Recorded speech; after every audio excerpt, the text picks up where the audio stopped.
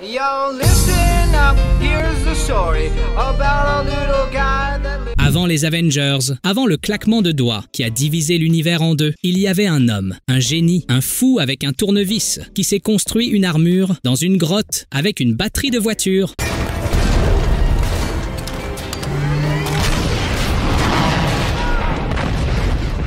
Mais attends, ce que beaucoup ignorent, c'est que Iron Man est apparu en live-action bien avant Robert Downey Jr. Et non, ce n'était pas vraiment classe, c'était plutôt un coffre-fort sur pattes.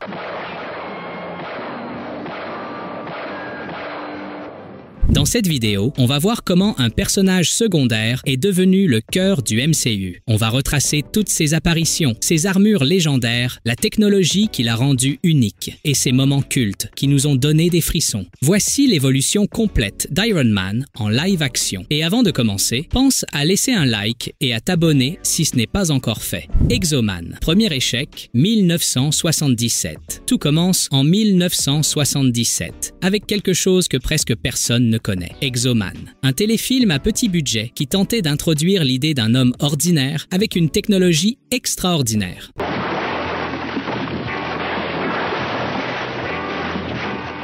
Le héros, Nicholas Conrad, est un professeur de physique brillant. Après avoir été blessé et rendu paraplégique lors d'une attaque, il décide de faire quoi? De se construire une armure métallique pour continuer à lutter pour la justice.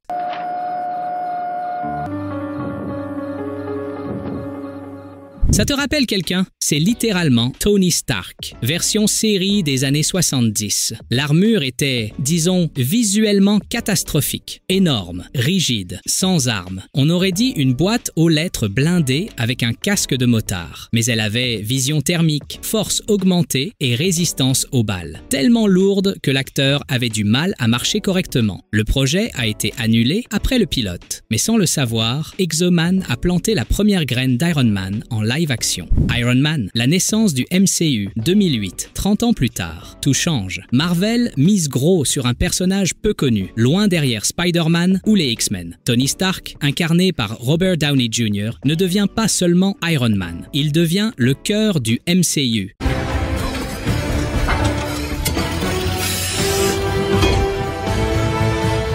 Le film commence fort. Tony est un milliardaire arrogant, génial, mais aussi charmant et vendeur d'armes. Capturé en Afghanistan et forcé de construire un missile, il prend une autre décision. Il construit sa première armure, la Mark I. C'est du brut de décoffrage, fabriqué à la main, avec des morceaux de missiles, lance-flammes, petits propulseurs, un mini-réacteur arc, et tout ça dans une grotte, avec une batterie de voiture.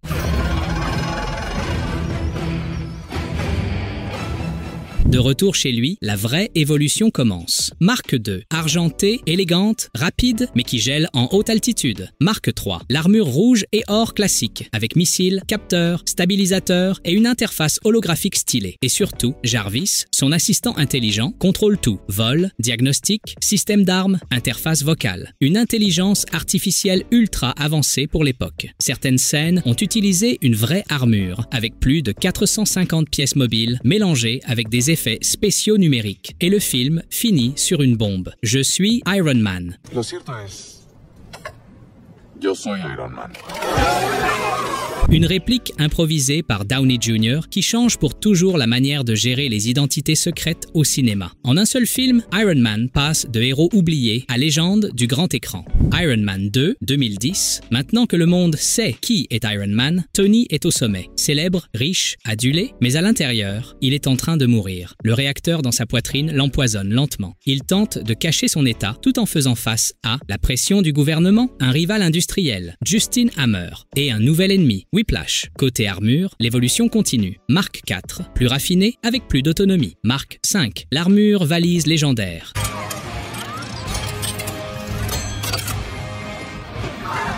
Mark VI, un nouveau réacteur triangulaire basé sur un nouvel élément créé par Tony lui-même à partir des travaux de son père. Les armures deviennent plus rapides, plus intelligentes, avec auto-réparation, armement intégré et HUD ultra précis. Jarvis est de plus en plus présent, aidant Tony à prendre des décisions stratégiques en temps réel. Le réacteur triangulaire vient directement des comics classiques et Downey Jr. interagit surtout avec des interfaces CGI, bien plus qu'avec des costumes physiques. Avengers 1012. Les héros les plus puissants de la Terre se réunissent pour la première fois. Captain America, Thor, Hulk, Hawkeye, Black Widow et Tony Stark. Dans ce film, Iron Man brille en tant que stratège, ingénieur et héros. Il utilise la Mark 7, une armure ultra avancée qui peut s'assembler en plein vol grâce à un système de bracelet magnétique.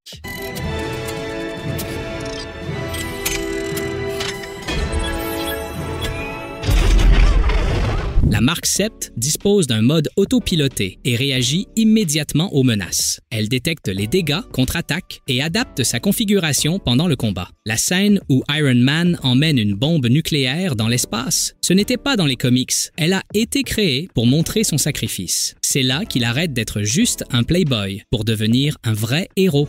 Iron Man 3, l'ère des armures, 2013. Après l'attaque des Chitauri, Tony n'est plus le même. Il souffre d'anxiété, ne dort plus. Et comme thérapie, il construit des armures, des dizaines, plus de 40 au total. Dans ce film, on voit la plus grande collection d'armures de toute la saga. L'histoire tourne autour du Mandarin, un mystérieux terroriste. Mais tout n'est pas ce qu'il semble. Tony perd sa maison, frôle la mort plusieurs fois, souvent sans armure. C'est là qu'on comprend. Tony est Iron Man, avec ou sans son costume. La Mark 42, son armure principale, est entièrement modulaire. Elle se contrôle par geste et peut voler en morceaux pour s'assembler sur lui.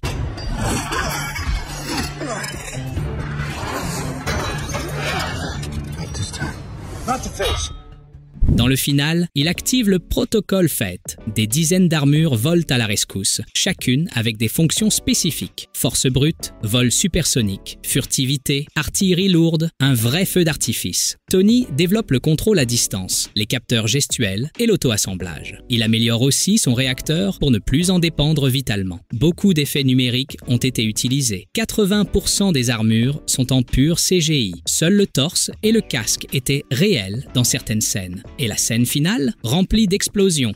Avengers, l'ère d'Ultron, le prix de l'intelligence, 2015. Tony veut protéger le monde avec la technologie, mais ça pourrait bien le détruire. Avec Bruce Banner, il crée Ultron, une intelligence artificielle censée être une armure autour du monde. Mais Ultron s'éveille, avec ses propres idées et très peu d'amour pour l'humanité. C'est ici qu'apparaît l'une des armures préférées des fans, la Mark 43, une version améliorée, plus stable, avec une nouvelle interface et une défense autonome. Et surtout, la monstrueuse Hulkbuster, Mark 44.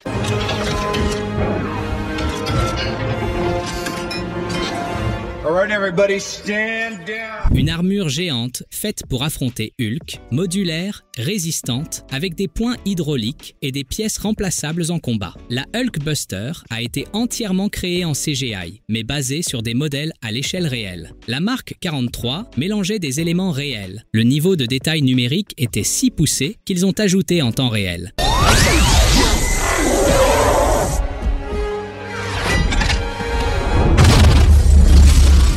Captain America, Civil War, 2016. Le combat que personne ne voulait, mais que tout le monde attendait. Après le désastre de Sokovia, les gouvernements veulent que les Avengers signent les accords de Sokovia. Tony dit oui, Steve dit non. Et la guerre civile commence. Tony utilise la Mark 46, une armure élégante, plus fine, mais bien plus dangereuse. Elle peut générer des boucliers d'énergie, projeter des lasers cachés et analyser les données de combat en direct. Elle est équipée d'une nouvelle IA, Friday, plus rapide, plus naturelle et avec une touche émotionnelle. Cette version intègre des nanorobots, des armes dissimulées et une vision thermique avancée. Et comme on l'a vu à l'aéroport, elle peut affronter Spider-Man, Ant-Man, Cap et Bucky en même temps. Presque tout a été fait en CGI.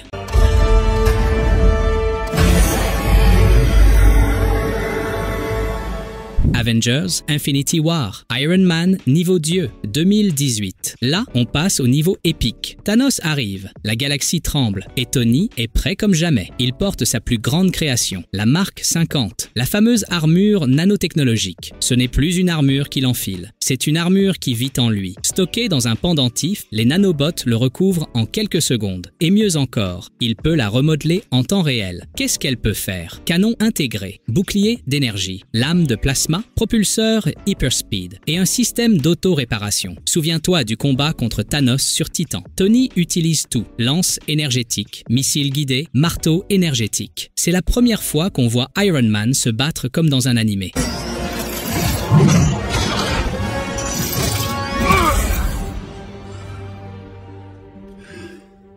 La Mark 50 est contrôlée partiellement par la pensée, génère ses armes en direct et s'assemble instantanément. L'armure est 100% numérique. Robert Downey Jr. portait uniquement une tenue de capture de mouvement. Chaque texture, chaque reflet, chaque mouvement a été créé en post-production. Le résultat était tellement réaliste que beaucoup ont cru qu'il y avait des parties physiques. Et c'est la première fois qu'on voit Tony saigner vraiment et aussi perdre complètement.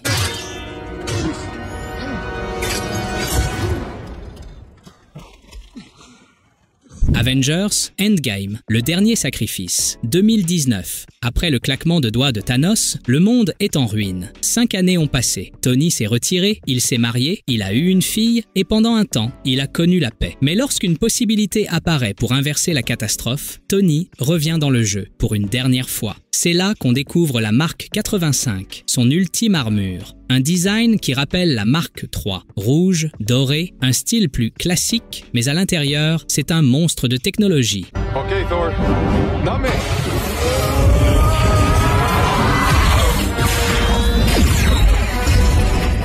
Durant la bataille finale, Tony mène les Avengers, aide à transporter le gant et à la fin, vole les pierres d'une façon magistrale. Et vient alors le moment qui nous a brisé le cœur.